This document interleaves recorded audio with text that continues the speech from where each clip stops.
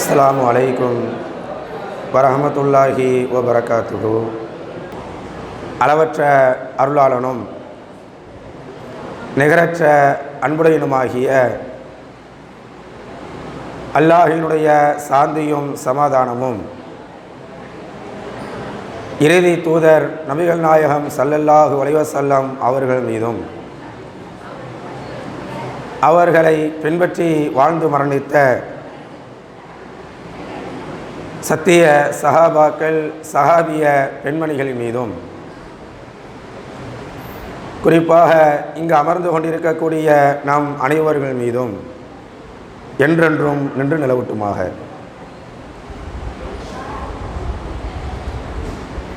கண்ணியத்திற்குரிய எல்லாம் வல்ல அல்லாஹுவின் நல்லடியார்களே, நாம் ஏற்றுக்கொண்டிருக்கக்கூடிய இஸ்லாம் என்ற இந்த மார்க்கம்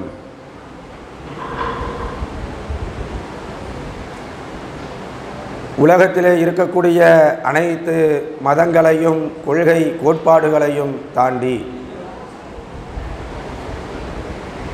ஒரு மனிதன் சந்திக்கக்கூடிய எல்லா விதமான அணுகுமுறைகளுக்கும் பிரச்சனைகளுக்கும் தீர்வு சொல்லக்கூடிய ஒரு மார்க்கம் என்று சொன்னால் அது இஸ்லாமிய மார்க்கம் மாத்திரம்தான். மிகப்பெரிய பிரச்சனைகளை ஏற்படுவதற்கு மூல காரணியாக இருக்கக்கூடிய வேர்களை முளையிலேயே கிள்ளி எறியக்கூடிய மார்க்கமாகவும் இந்த இஸ்லாமிய மார்க்கம் திகழ்ந்து வருகின்றது. அதற்கான பல்வேறு வழிமுறைகள் இஸ்லாத்திலே சொல்லப்பட்டும் இருக்கின்றது. எந்த அளவிற்கு என்று சொன்னால், நபிகள் நாயகம் ஸல்லல்லாஹு அலைஹி வஸல்லம் அவர்களுடைய வாழ்க்கை வரலாற்றை நாம் எடுத்து பார்த்தால் அனைத்து விதமான பிரச்சனைகளுக்கும் குழப்பங்களுக்கும் தீர்வு சொல்லக்கூடிய மார்க்கம் என்பதை நபி அவர்களுடைய வாழ்க்கை வரலாற்றின் மூலமாக அவர்கள் சொன்ன சில செய்திகளை நாம் நடைமுறைப்படுத்துவதன் மூலமாக நாம் நிம்மதியான ஒரு வாழ்க்கையை இந்த உலகத்திலே நம்மால் வாழ முடியும். நபி அவர்கள் இந்த உலகத்தில் வாழக்கூடிய மனிதர்களை பார்த்து சொல்லி காட்டினார்கள், நீங்கள் மற்ற மனிதர்களை காட்டிலும் சிறப்பானவர்கள் நல்லவர்கள் என்று போற்றப்பட வேண்டும் என்று சொன்னால் இஸ்லாத்திலே சொல்லப்பட்ட சில நற்காரியங்களை நற்பண்புகளை உங்களிடத்திலே நீங்கள் ஏந்தியவர்களாக இந்த உலகத்திலே வாழ்ந்தால் போதும். இந்த உலகத்தில் மாத்திரமல்ல, நாளை மறுமையிலும் உங்களை சிறந்தவர்களாக அதிகம் நன்மை பெற்றவர்களாக நாளை மறுமையிலே சொர்க்கத்திலே நம்மால் நுழைய முடியும் என்பதை நபி அவர்களுடைய செய்திகள் நமக்கு எடுத்துக்காட்டுகளாக இருந்து கொண்டிருக்கிறது. அல்லாஹ்வின் தூதர் ஸல்லல்லாஹு அலைஹி வஸல்லம் அவர்கள் சொல்லக்கூடிய சில செயல்பாடுகள் இன்றைக்கு அது நம்மிடத்தில் எவ்வாறு இருக்கிறது என்பதை நாம் கொஞ்சம் சிந்தனை செய்து பார்க்க வேண்டும், சுய பரிசோதனை செய்து பார்க்க வேண்டும். அல்லாஹ்வின் தூதர் அவர்கள் சொல்லி காட்டினார்கள், ஹக்குல் முஸ்லிம் அலல் முஸ்லிம் அலா ஹம்சீன். ஒரு முஸ்லிம் இன்னொரு முஸ்லிமுக்கு செய்ய வேண்டிய கடமைகள் 5 ஆகும். ஒரு முஸ்லிமாக இருக்கக்கூடிய மனிதன் இன்னொரு முஸ்லிமாக இருக்கக்கூடிய மனிதனுக்கு செய்ய வேண்டிய கடமைகள் இருக்கிறது என்பதாக இஸ்லாம் நமக்கு வரையறுத்து சொல்லி காட்டுகிறது. இறைவனுக்கு செய்ய வேண்டிய வணக்க வழிபாடுகள் ஒரு புறம் இருக்கின்றது. தொழுகை, நோன்பு, ஹஜ்ஜி, உம்ரா, தான தர்மங்கள், ஏழை எளியவர்களுக்கு உதவி செய்தல், இப்படி நாம் செய்யக்கூடிய வணக்க வழிபாடுகள் இறைவனுக்காக செய்ய வேண்டிய நற்காரியங்கள். இது முழுக்க முழுக்க இறைவனிடத்திலே நாம் நன்மையை பெறக்கூடியவர்களாக இருப்போம்.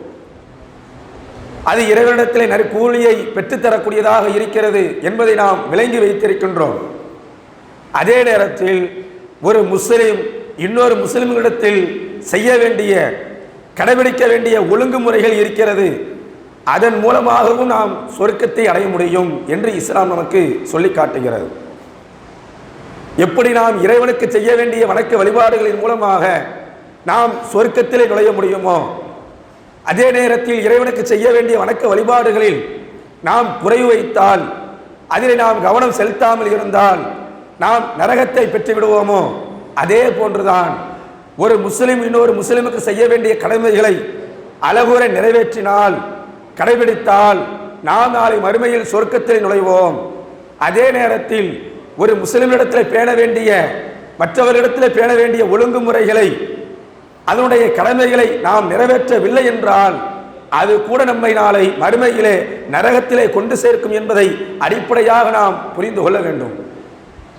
இன்றைக்கு உலகத்திலே வாழக்கூடிய மனிதர்கள் பல்வேறு முகங்கள் கொண்டவர்களாக இருப்பார்கள்.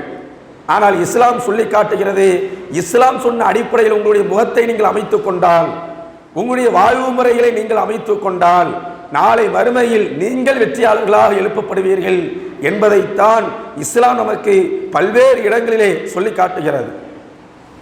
எந்தெந்த இடத்துல நபி அவர்கள் இந்த ஒழுங்கை பேணினார்கள் என்பதையும் நாம் ஒரு கணம் சிந்தனை செய்து பார்க்க வேண்டும். அல்லாஹ்வின் தூதர் அவர்கள் சொல்லி காட்டினாங்க, ஒரு முஸ்லிம் இன்னொரு முஸ்லிமுக்கு செய்ய வேண்டிய கடமைகளில் முதல் கடமை என்ன தெரியுமா? சலாம் சொல்வது என்பதை அல்லாஹ்வின் தூதர் அவர்கள் சொல்லி காட்டினாங்க.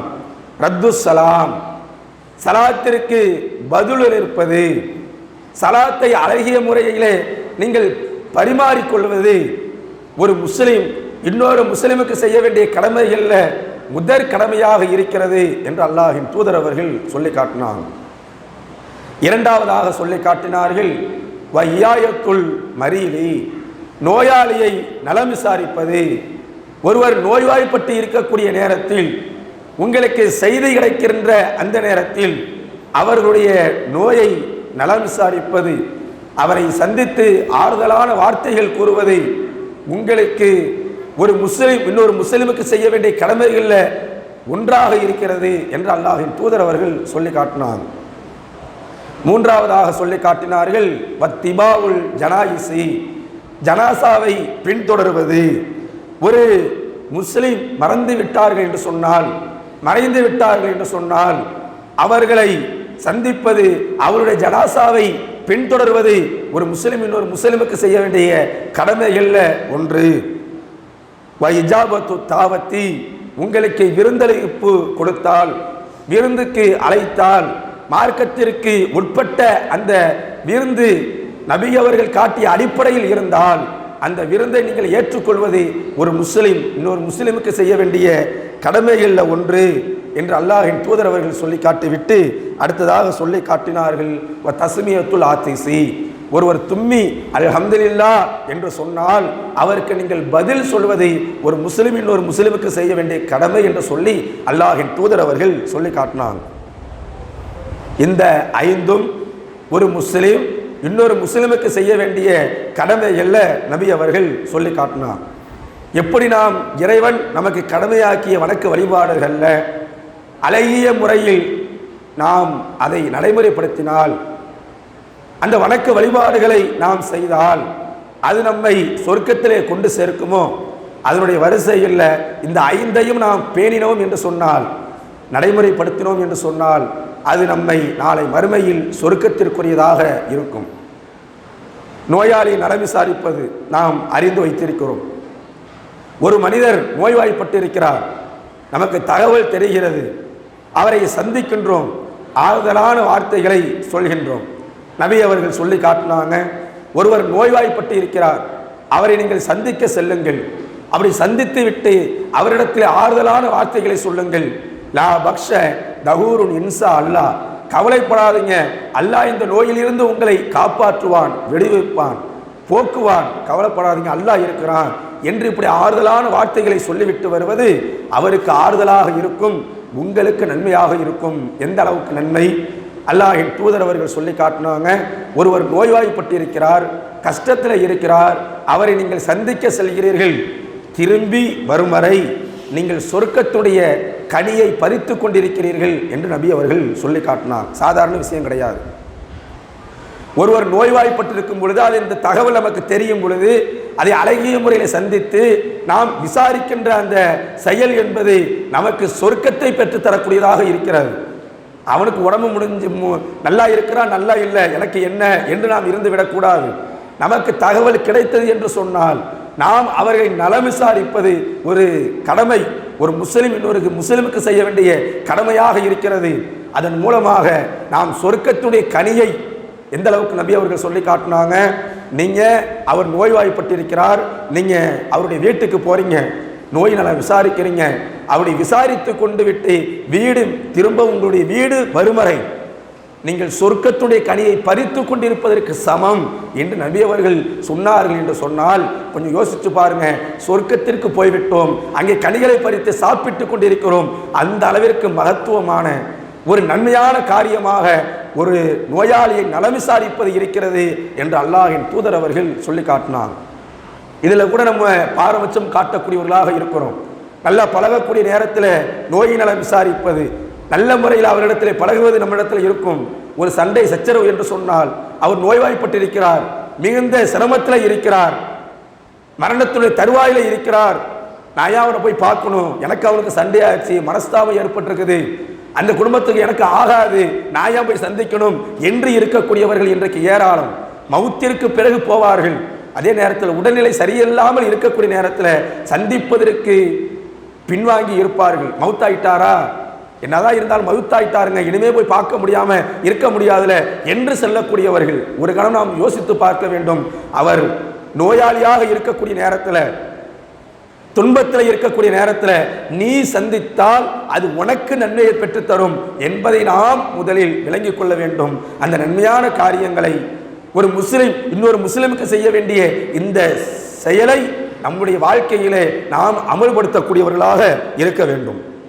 அது ரெண்டாவது. மூணாவது விஷயம் ரசூலுல்லாஹ் சொன்னாங்கல்ல, பத்திபாவுல் ஜனாயிஸை, ஜனாசாவை பின்தொடர்ந்து போறது. ஒருத்தவங்க மௌத்தாயிட்டாங்க முஸ்லிமு, அவருடைய ஜனாசாவை போய் சந்திக்கிறது, அப்படி சந்தித்து விட்டு அவரை தூக்கி கொண்டு செல்லக்கூடிய நேரத்தில் அந்த ஜனாசாவை பின்தொடர்ந்து போறீங்களே, அது கூட உங்களுக்கு நன்மை தான். எந்த அளவுக்கு நன்மை? தூக்கி கொண்டு செல்கிறார்கள், மையவாடியை தூக்கிட்டு போறாங்க, அப்படி நீ பின்தொடர்ந்து செல்கிறாய், அப்படி செல்லக்கூடிய நேரத்தில் உனக்கு ஒரு கீராத்து நன்மை, உகுது மலை அளவிற்கு உனக்கு நன்மை அல்லாஹ் தரான். நீ பின்தொடர்ந்து போற ஒரே ஒரு காரணத்திற்காக. ஒரு ஜனாசா தூக்கி கொண்டு செல்லப்படுகிறது, அப்படி செல்லக்கூடிய அந்த நேரத்தில் பின்தொடர்ந்து போனீங்க, ஜனாசாவை வைக்கும் வரை அந்த மையவாடியிலே வைக்கும் வரை பின்தொடர்ந்து போனாயே, அதன் காரணத்தினால் உகுது மலை அளவிற்கு மிக பிரம்மாண்ட மலையை நபி அவர்கள் உதாரணமாக சொல்லி காட்டினாங்க. அந்த மலை அளவிற்கு நீ நன்மையை பெற்று விட்டாய். ஒரு கீராத்து அடக்க செஞ்சு அந்த அடக்கம் செய்யப்பட்டதற்கு பிறகு நீ வெளியேறினால் மையவாடியை விட்டு 2 கீராத்து, பின்தொடர்ந்தால் 1 கீராத்து. அடக்கம் செய்யப்படும் வரை அங்கே நீ இருந்து அடக்கம் செய்யப்பட்டதற்கு பிறகு நீ வெளியேறினால் 2 கீராத்து நன்மைகளை நீ பெறுகிறாய் என்று சொல்லி அல்லாஹ்வின் தூதர் அவர்கள் சொல்லி காட்டக்கூடிய செய்தியை நாம் பார்க்கலாம். 2 கீராத், 2 மலை அளவிற்கு நமக்கு நன்மையை பெற்றுத்தரக்கூடிய ஒரு அமலாக ஜனாசாவை பின்தொடர்வது இருக்கிறது என்பதாக அல்லாஹ்வின் தூதர் அவர்கள் நமக்கு சொல்லி காட்டினார். இந்த அமலை நாம் ஒவ்வொருவரும் நடைமுறைப்படுத்தக்கூடியவர்களாக நாம் இருக்க வேண்டும். அதற்கு பிறகு வைஜாபத்து தாவத்தி, விருந்து அழைப்பு நமக்கு கொடுக்கப்பட்டால், விருந்து அழைப்பை பொறுத்த வரைக்கும் ஏழைகளை புறக்கணித்து விட்டு பணக்காரர்கள் மட்டும் அழைக்கப்படுகின்ற அந்த விருந்தளிப்பு என்பது அல்லாஹ்விடத்திலே செல்லா காசாக ஆகிவிடும், அல்லாஹ்விடத்தில் ஏற்றுக்கொள்ளப்படாது. அதே நேரத்தில் மார்க்கத்திற்கு உட்பட்டு, மார்க்க சட்டங்களுக்கு உட்பட்டு ஒரு விருந்தளிப்பு நமக்கு அழைப்பு விடப்படுகிறது என்று சொன்னால் அந்த விருந்தளிப்பை நாம் ஒரு காலத்தில் மறுத்துவிடவும் கூடாது. முடிந்த அளவிற்கு அதற்கு நாம் செல்ல வேண்டும். எனக்கு அந்த குடும்பத்துக்கு ஆகாது, நான் போக மாட்டேன், அவன் என்ன கூப்பிடுறது, நான் போய் சோத்துக்காக அவன்கிட்ட நிற்க முடியுமா என்று பேசக்கூடாது. மார்க்கத்திற்கு வரம்புக்கு உட்பட்டு ஒரு விருந்து உனக்கு கொடுத்தால் அதுக்கு நீ போவது உன்மீது கடமையாக இருக்கிறது, ஒரு முஸ்லிம் இன்னொரு முஸ்லிமுக்கு செய்ய வேண்டிய கடமையாக இருக்கிறது என்று அல்லாஹ்வின் தூதர் அவர்கள் நமக்கு சொல்லி காட்டினார். அது போன்ற நிகழ்வுகளில் கலந்து கொள்வது தப்பும் கிடையாது என்று சொல்லி அல்லாஹ்வின் தூதர் அவர்கள் சொல்லி காட்டினார்கள். அதற்கு அடுத்தபடியாக சொல்லி காட்டினாங்க, தஸ்மியத்துல் ஆத்திசி, ஒரு தும்மினால் அவர் அல்ஹம்துலில்லாஹ் என்று சொன்னால் யர்ஹமுக்குல்லா என்று சொல்லக்கூடிய அந்த பதிலளித்தல் என்பது உங்கள் மீது கடமையாக இருக்கிறது, நீங்கள் சொல்ல வேண்டும் என்று சொல்லி அல்லாஹ்வின் தூதர் அவர்கள் நமக்கு சொல்லி காட்டினார். இந்த கடமைகளை நாம் அழகிய முறையிலே நிறைவேற்றினோம் என்று சொன்னால் அல்லாஹ்விடத்திலே நாம் கூலி பெறக்கூடியவர்களாக நாம் இருக்கலாம். இதில் முதல் விஷயம், இதில் முதலாவதாக நபி அவர்கள் என்ன சொல்லி காட்டினார்? நம்ம ஆரம்பத்தில் சொன்னோம்ல, உலகத்தினுடைய அமைதிக்கு அனைத்து விதமான பிரச்சனைகளுக்கும் தீர்வு என்று நபி அவர்கள் ஒன்று சொல்லி காட்டினாங்கல்ல, அதுதான் இந்த ஹதீஸ்ல முதல் இடத்துல இருந்து கொண்டிருக்கிறது. இம்தியாஸ் முதல் இடத்துல இருக்கக்கூடிய அந்த அமல் என்ன? அந்த சைடில் உள்ளவங்க யாராவது சொல்லுங்க. இம்தியாஸ் இல்லைன்னா இப்ராஹிம், யாராவது ஒரு ஆள் சொல்லுங்க. இந்த ஹதீஸ்ல முதல்ல ஒன்று சொன்னல, அது என்னது? இந்த சைடில் ஹக்கீம், ஹக்கீம் கொஞ்சம் சொல்லு. இல்லைன்னா அது பக்கத்தில் உள்ள பையன் கருப்பு சட்டை சுஹைல், என்னது? இந்த ஹதீஸோட ஃபஸ்ட்டு சொல்லிட்டு ஆரம்பிச்சேன்ல, ஃபஸ்ட்டு விஷயம் என்ன?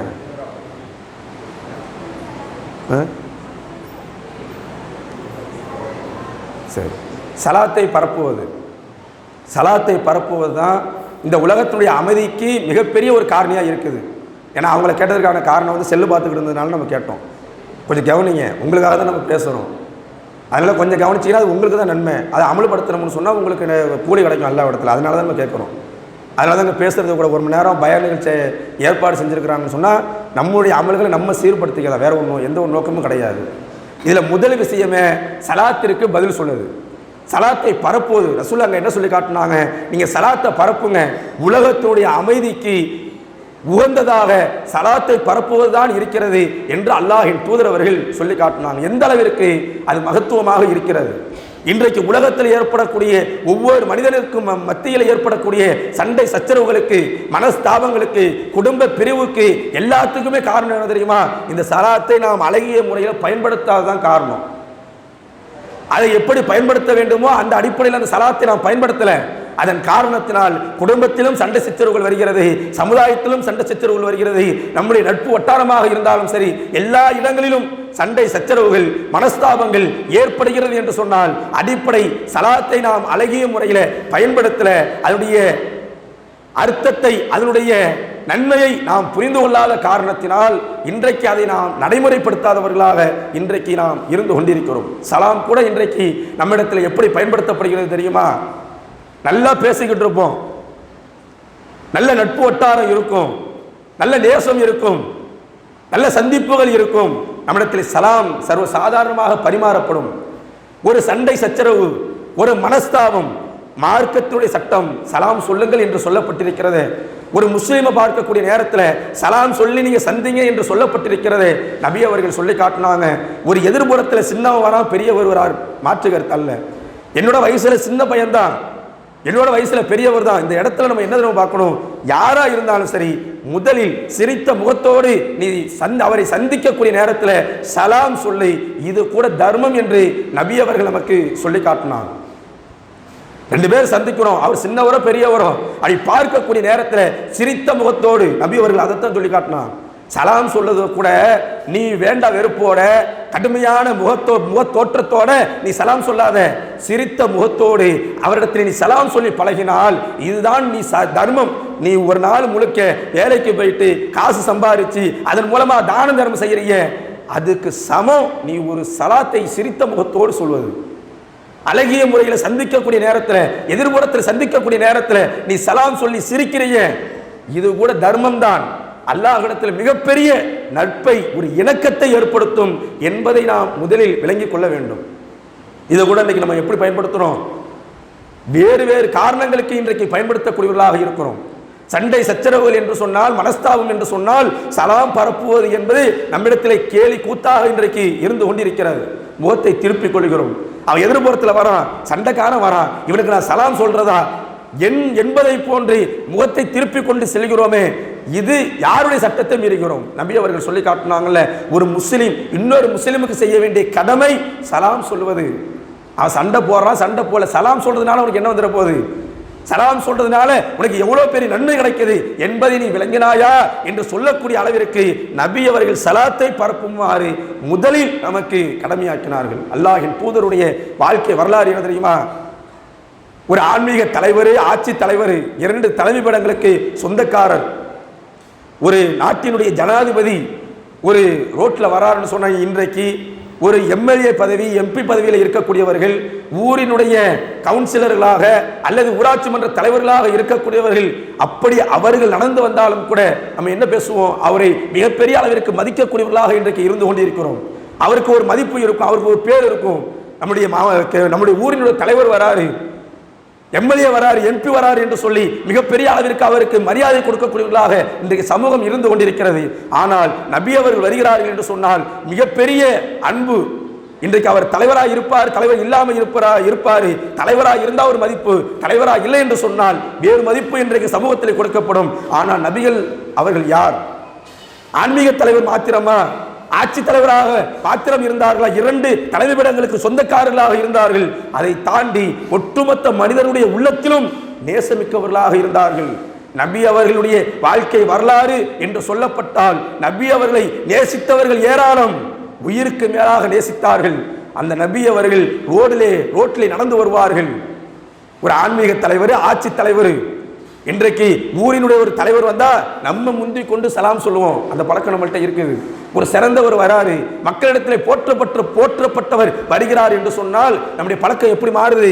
அவர் சலாம் சொல்றதுக்கு முன்னாடி நான் சலாம் சொல்லுவேன் என்று சொல்லக்கூடியவர்கள் இன்றைக்கு ஏராளம். ஆனால் நபி அவர்கள் ஒரு தெருவிலே வருகிறார்கள், சின்ன பசங்க விளையாடிக்கிட்டு இருக்கிறாங்க. நபி அவர்கள் என்ன செஞ்சாங்க? அந்த சின்ன பிள்ளைகளை அழைத்து சொன்னார்கள், சலாம் சொன்னார்கள். அந்த அளவிற்கு நபி அவர்கள் சலாத்தை பயன்படுத்தினாங்க. நான் ஆன்மீக தலைவர், நான் ஆட்சி தலைவர், நான் ஒரு நாட்டினுடைய மதீனாவினுடைய ஜனாதிபதியாக இருந்து கொண்டிருக்கிறேன். நான் போய் இப்படி கீழே இறங்கி சின்ன பசங்களுக்கு சலாம் சொல்லாமா? அவளிடத்துல அப்படியே பழகக்கூடியவனாக நான் இருக்கலாமா என்று அவர் நபி அவர்கள் ஒதுங்கல.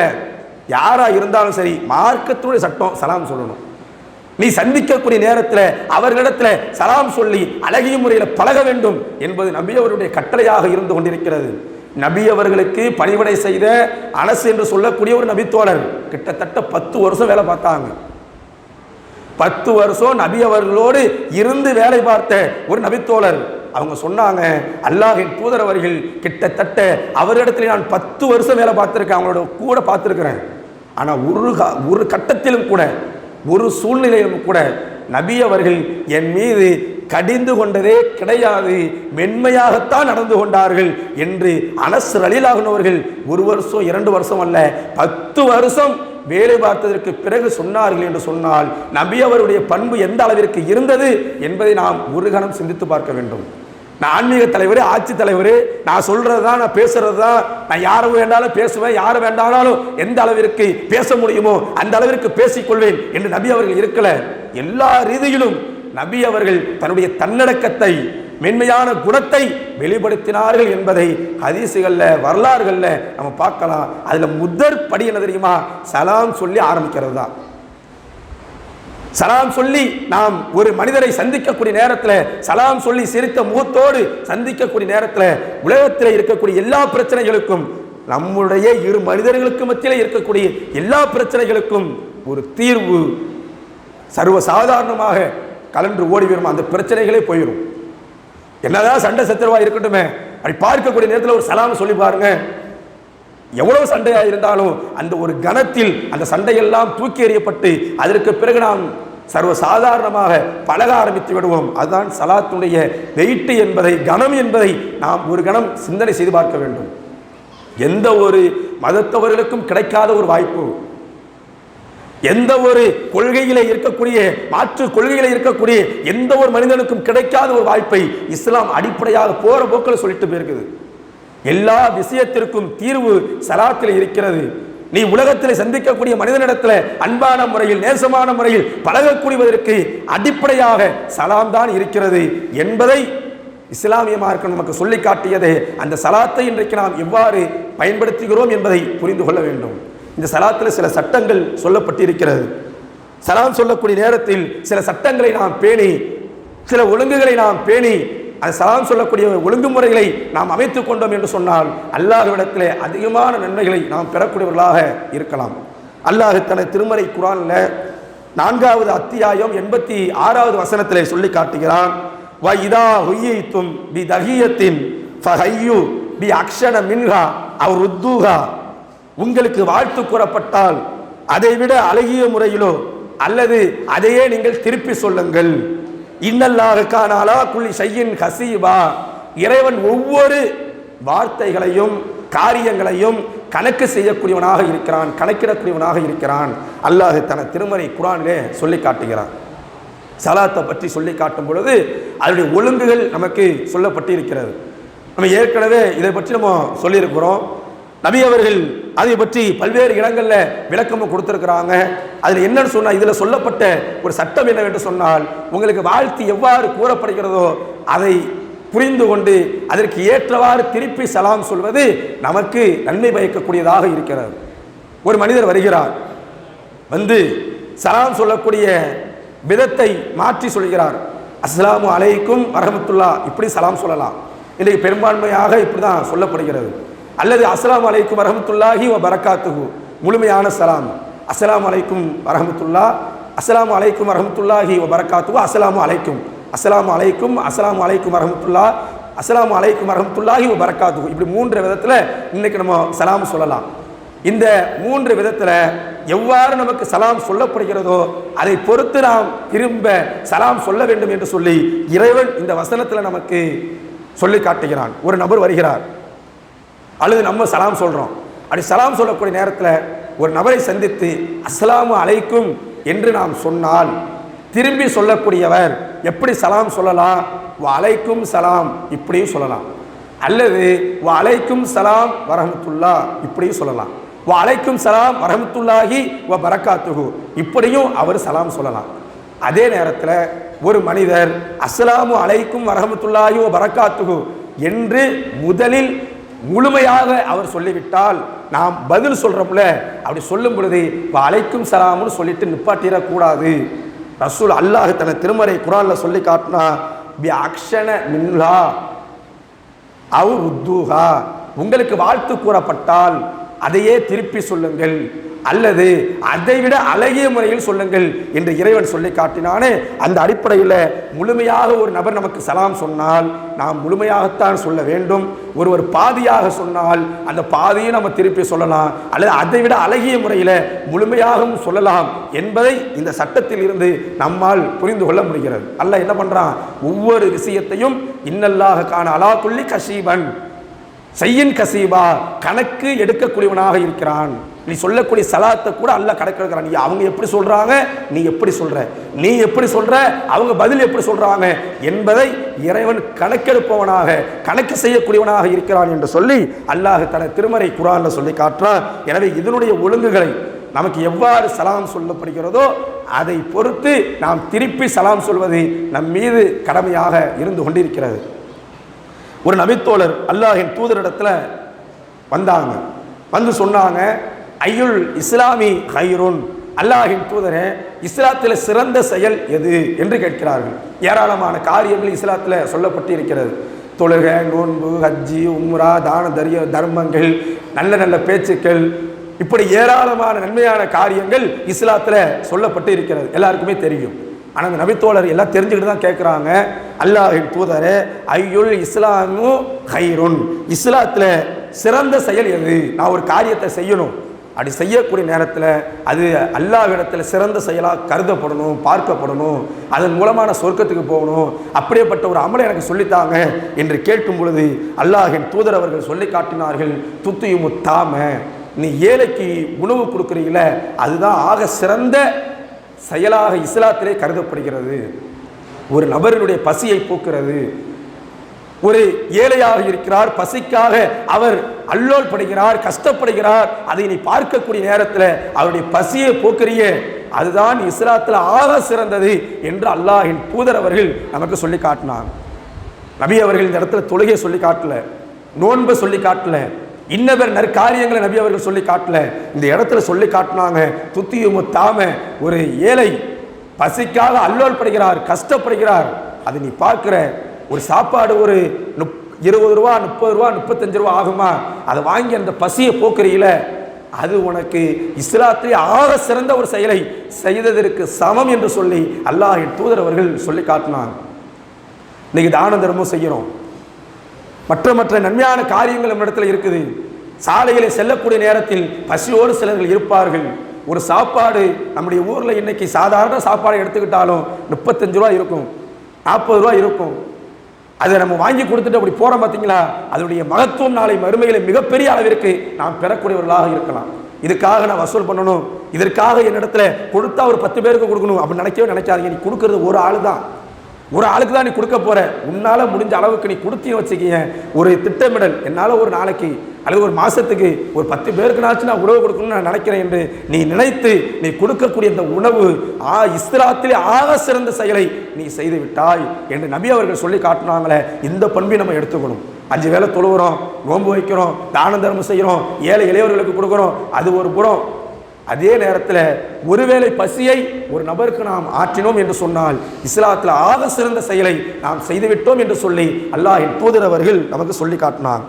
அதற்கு அடுத்தபடியாக சொல்லி காட்டினாங்க. அந்த நபித்தோழர் மறுபடி கேட்கிறாரு, அல்லாஹ்வின் தூதரே, சும்மா ஐயுன் இஸ்லாமிய ஹைருன், பிறகு இஸ்லாத்தில் எது சிறந்தது? பசி ஆற்றுறது, ஏழைகளுக்கு உணவளிப்பது சிறந்த செயலாக, ஆக சிறந்த செயலாக நீங்கள் எங்களுக்கு சொன்னீங்க. அதற்கு அடுத்தபடியாக என்ன இருக்குது என்று நபி அவர்களிடத்தில் அல்லாஹ்வின் தூதரிடத்தில் அந்த சஹாபி கேட்கும் பொழுது அல்லாஹ்வின் தூதர் அவர்கள் சொன்னார்கள், தக்கரவு சலாம், நீ சலாம் சொல்வதுதான் இஸ்லாத்திலே ஆக சிறந்த நன்மையாக இருக்கிறது. அந்த சலாத்தை கூட நீ எப்படி அமைச்சுக்கணும் தெரியுமா? அலாமன் அரஃப்த மன்லம் தாரீஃப், அறிந்தவர்களுக்கும் அறியாதவர்களுக்கும் சலாம் சொல்வதன் மூலமாகத்தான் நீ சிறந்த செயலை செய்த நன்மையை நீ பெற முடியும் என்று சொல்லி அல்லாஹ்வின் தூதர் அவர்கள் சொல்லக்கூடிய செய்தி புகாரியில 12வது செய்தியாக பதிவு செய்யப்பட்டுள்ளது. ஏழைகளுக்கு உணவளிப்பது அதற்கு வரிசையில் அதற்கு அடுத்தபடியாக ஒரு ஏழைக்கு உணவளித்தால் எந்த அளவிற்கு மகத்துவமோ, எந்த அளவிற்கு சிறப்போ, அந்த அளவிற்கு நீ அடுத்தவர்களை சந்திக்கக்கூடிய நேரத்தில் சலாம் சொல்வது, அறிந்தவர் அறியாதவர், தெரிந்தவர் தெரியாதவர், யாராக இருந்தாலும் சரி, ஃபர்ஸ்ட் சந்திக்கிறையா சலாம் சொல்லு. சலாம் சொல்லி நீ பேசக்கூடிய நேரத்தில் நீ பேசல, கடந்து போற, சலாம் சொல்லு, சிரித்த முகத்தோடு சொல்லு. அந்த சலாம் இஸ்லாத்திலே ஆக சிறந்த செயலாக கருதப்படுகிறது என்பதாக அல்லாஹ்வின் தூதர் அவர்கள் நமக்கு சொல்லி காட்டினாங்க. இதனுடைய நன்மையெல்லாம் நம்ம நாளை மறுமையில பெறக்கூடியவர்களாக இருக்கலாம். சாதாரண செயலாக இருக்கலாம். நம்ம ஒரு நபரை சந்திக்கிறோம், கடந்து போறோம், ஒண்ணுமே சலாமும் சொல்லலை, ஒரு பார்வையும் நம்மகிட்ட இல்லை, சிரித்த முகமும் இல்லை, நம்ம பட்டே கடந்து போறோம். இப்படி போகக்கூடிய நேரத்தில் எந்த ஒரு புண்ணியமும் கிடையாது. அதே நேரத்தில் பார்க்குறோம், சந்திக்கிறோம், சலாம் சொல்றோம், அதுக்கு பிறகு கடந்து போறோம். இதோட நன்மையை நாம் முன்பதிவு செய்துவிட்டு போவதற்கு சமமாக சலாம் இருக்கிறது என்பதை அடிப்படையாக நாம் புரிந்து கொள்ள வேண்டும். அதற்கு அடுத்தபடியாக அல்லாஹ்வின் தூதர் அவர்கள் சொல்லி காட்டினார்கள். அல்லாஹ்வின் தூதர் அவர்கள் சொல்லி காட்டும் பொழுது மக்களில் அல்லாஹ்விடத்தில் மிகவும் நெருக்கத்திற்குரியவர்கள் யார்? ஒரு அமலின் மூலமாக அல்லாஹ்வுடைய நெருக்கத்தை நம்மால பெற முடியும். தொழுகையின் மூலமாக, நோன்பின் மூலமாக, தான தர்மங்களின் மூலமாக, இன்னவேற நன்மையான காரியங்களின் மூலமாக அல்லாஹ்வுடைய நெருக்கத்தை நாம் பெறக்கூடியவர்களாக இருக்கலாம். அதன் காரணத்தினால தான் எப்படியாவது அல்லாஹ்வுடைய நெருக்கத்தை பெற்று சொர்க்கத்திற்கு சென்றுவிட மாட்டோமா என்ற எண்ணத்தோடு இன்றைக்கு எல்லா அமல்களையும் நாம் செய்து கொண்டிருக்கின்றோம்.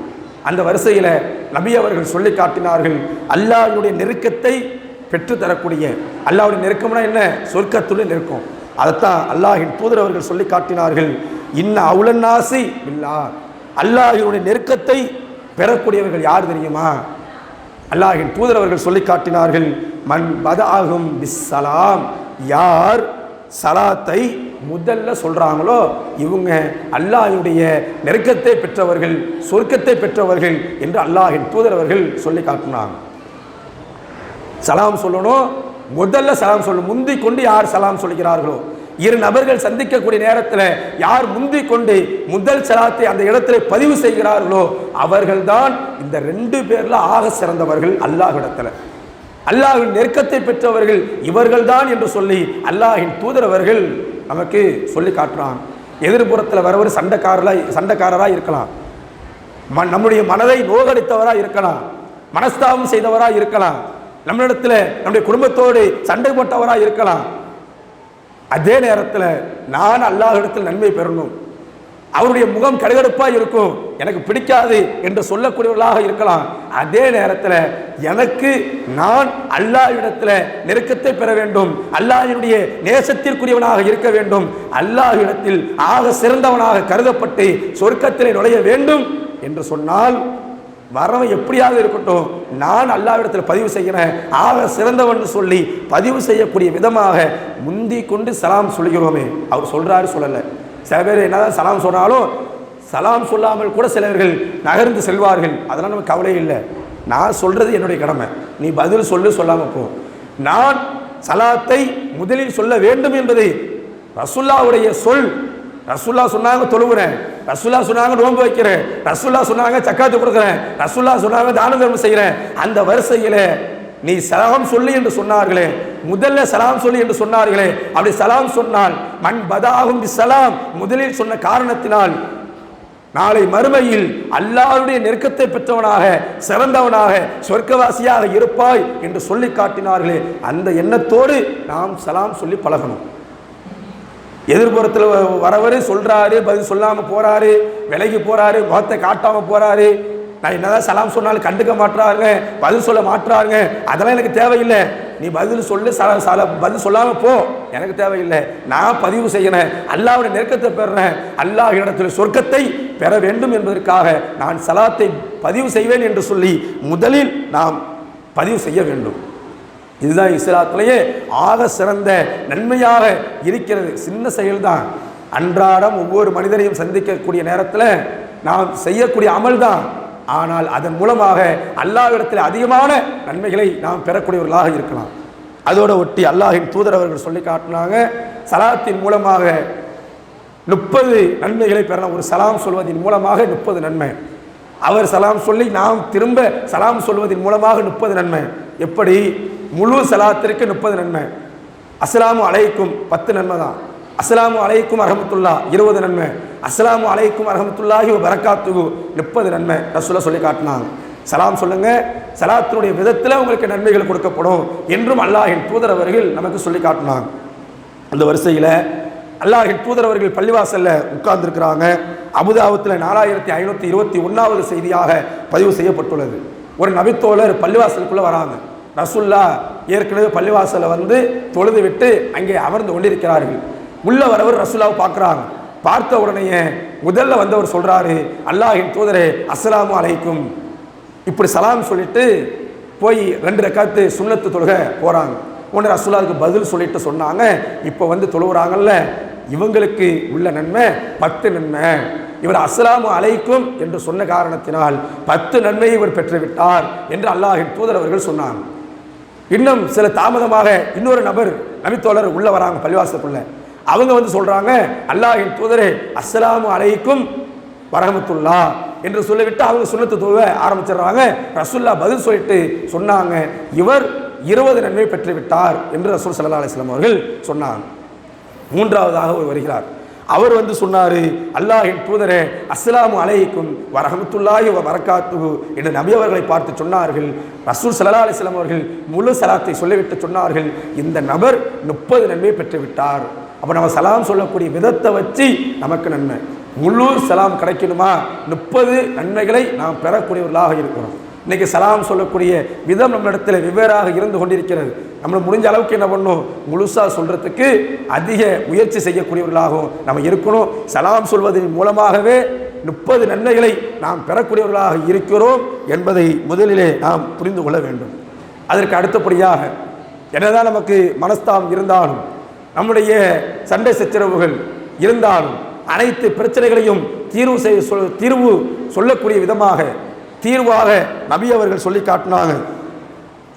மனஸ்தாபம் கொண்டு ஒரு மனிதர் 3 நாளைக்கு மேலே பேசாமல் இருக்கக்கூடாது நபி அவர்கள் சொல்லி காட்டினாங்க. இஸ்லாத்தில் ஆக சிறந்த செயலாக இன்றைக்கு சலாம் சொல்லப்பட்டு அதில் ரசூலுல்லாஹ் சொன்னாங்க, இன்னைக்கு நம்முடைய குடும்ப வட்டாரமாக இருக்கட்டும், நட்பு வட்டாரமாக இருக்கட்டும், பழகக்கூடிய நேரத்தில் ரொம்ப பின்னி பிணைஞ்சு பழகுவான், ரொம்ப அன்பு பாராட்டுவான், ரொம்ப சந்தோஷமாக இருப்பான்.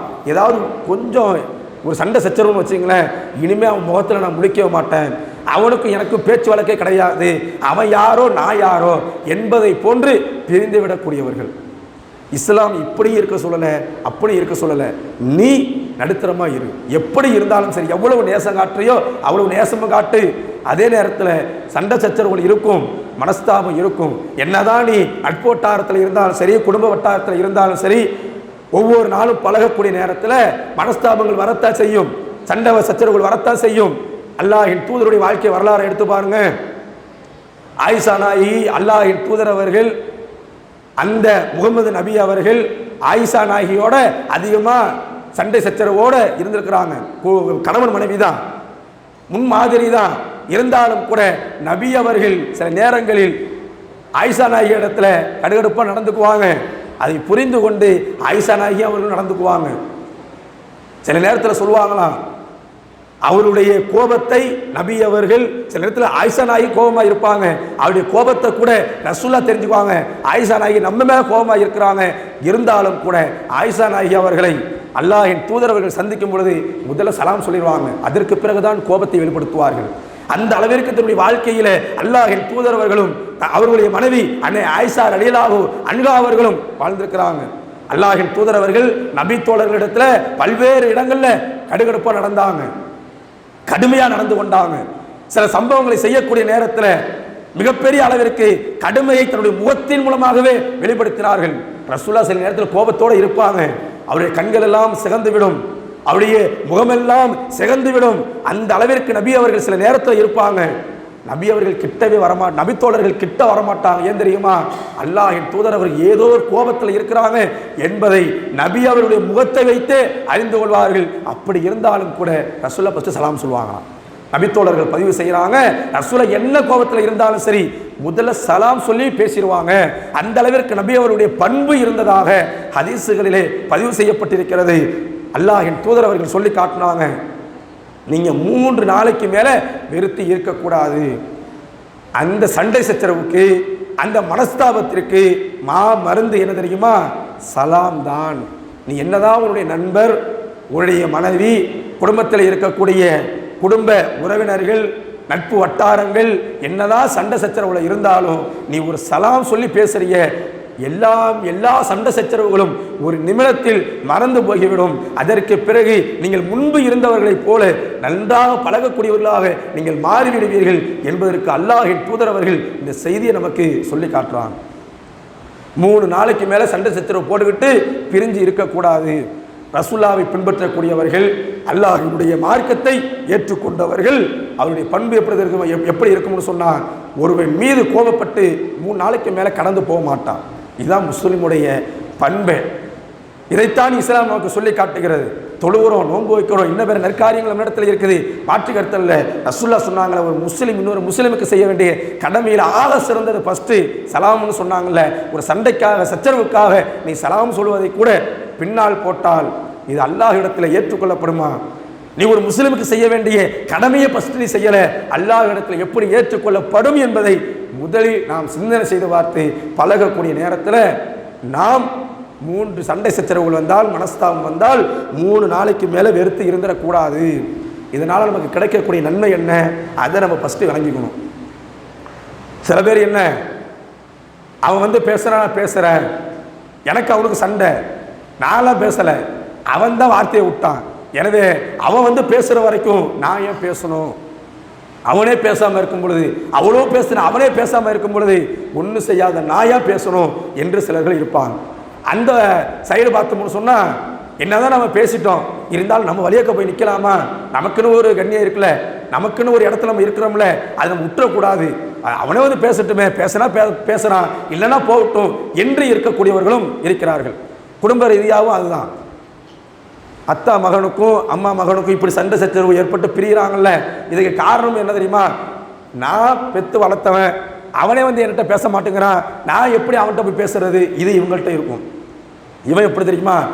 என்னதான் இருந்தாலும் நம்ம தான் எல்லாம் செலவு பண்ணுறோம், அவங்கள பார்த்துக்கிறோம், வீட்டில் வச்சுக்கிறோம், ஒரு சண்டைக்கு போய் மூஞ்ச தூக்கி வச்சுக்கிறாங்களே, அவங்க பேசுகிற வரைக்கும் நம்ம பேசக்கூடாது. எத்தனை நாளாக இருந்தாலும் சரி, இப்படி கடந்து போகக்கூடியவர்கள் ஒரு புறம் இப்படி மாறி மாறி நமக்குள்ளே ஒரு நிலை ஏற்படுகிறது.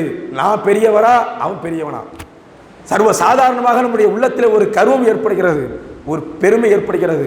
நான் தான் பெரியவன், நான் ஏன் இறங்கி போகணும், அவன் என்னிட்ட இறங்கி வரட்டும். சலாம் சொல்லக்கூடியதை கூட நம்ம எப்படி பார்க்குறோம் தெரியுமா? அவன் இறங்கி வரட்டும், அதுக்கு பிறகு நான் சலாம் சொல்கிறேன்.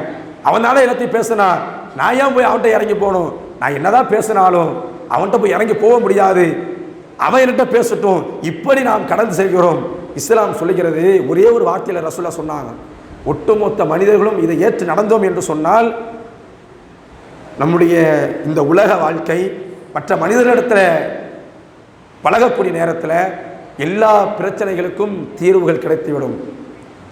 பேசக்கூடிய நேரத்தில், பழகக்கூடிய நேரத்தில் சண்டை சச்சரவுகள் இருக்கலாம், மனஸ்தாபங்கள் இருக்கலாம், ஏதாவது ஒரு முன்ன பின்ன பேச்சுக்களை நாம் பேசிவிடலாம், அது அவருக்கு மன வருத்தத்தை ஏற்படுத்தி விடலாம்.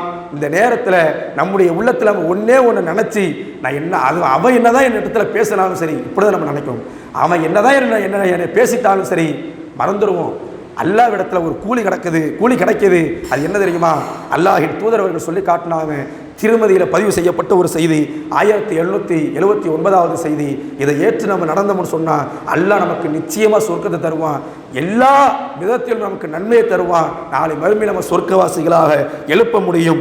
3 காரியம்தான். அந்த 3 காரியத்தில் ஒன்று, நீங்கள் சலாத்தை பரப்புங்கள். 2வது, பசித்தவருக்கு உணவளியுங்கள். இந்த ஒரே ஒரு ஹதீஸ்ல வருது. சலாத்தை பரப்புங்க, ஏழைகளுக்கு உணவளிங்க, மக்கள் உறங்கும் பொழுது நீங்கள் தொழுங்கள், நிம்மதியா சொர்க்கத்துக்கு போவீங்க என்று அல்லாஹ்வின் தூதர் அவர்கள் சொல்லி காட்டினார். இந்த 3 தான். சலாத்தை பரப்புவது, ஏழைகளுக்கு உணவளிப்பது, மக்கள் தூங்கும் பொழுது தொழுவது. இந்த 3 காரியம் நம்மை நிம்மதியாக சொர்க்கத்திலே கொண்டு சேர்க்கும்.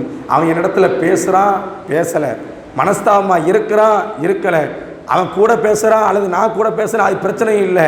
நான் சலாத்தை பரப்புவேன், அவனிடத்துல பேசுவேன், அவன் திரும்பி பேசுகிறான், பேசலை என்று நாம் இந்த சலாத்தை நாம் பயன்படுத்தினோம் என்று சொன்னால் நிம்மதியாக நாம் சொர்க்கத்துக்கு போகலாம் என்பதை நாம் ஒவ்வொருவரும் உணர்ந்து கொண்டு இந்த சலாத்தை அழகிய முறையில் கடைபிடிக்கக்கூடியவர்களாக, ஒரு முஸ்லிம் இன்னொரு முஸ்லிமுக்கு செய்ய வேண்டிய கடமைகளில் ஆக சிறந்ததாக இந்த சலாம் தான் இருக்கிறது என்று நபி அவர்கள் சொல்லி காட்டினார்களே.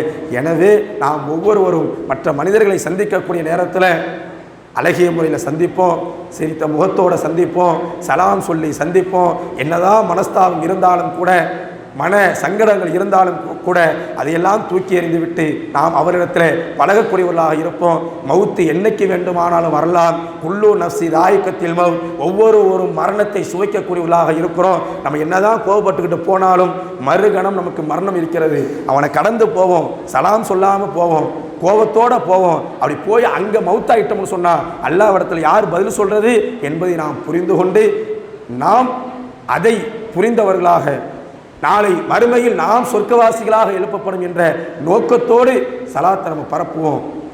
அழகிய முறையில் எல்லாரிடத்திலும் பழகுவோம். யாரையும் ஏறெடுத்து பேசாதவர்களாக, மனம் நோகும்படி நடந்து கொள்ளாதவர்களாக நாம் இருப்போம். அல்லாஹ்வின் தூதர் அவர்கள் சொல்லி காட்டினாங்க, நீ மனம் நோகும்படி இந்த உலகத்தில் நடக்கிற, உன்னுடைய அதிகாரத்தால், உன்னுடைய பலத்தால், உன்னுடைய வீரத்தால் மற்றவர்களை நீ தாழ்ந்து எடை போட்டு விடுகிறாய், கோபப்படுத்தும்படி பேசி விடுகிறாய், ஏளனமாக நினைத்து விடுகிறாய். உன்னிடத்தில் பணம் இருக்கிறது, பட்டாளம் இருக்கிறது, உனக்கு பொருளாதாரத்தால் குடும்ப ரீதியாக பின்புலம் இருக்கிறது என்று மற்றவனை நீ ஏளனமாகவோ கஷ்டப்படுத்தியோ இந்த உலகத்தில் வாழ்ந்துராத.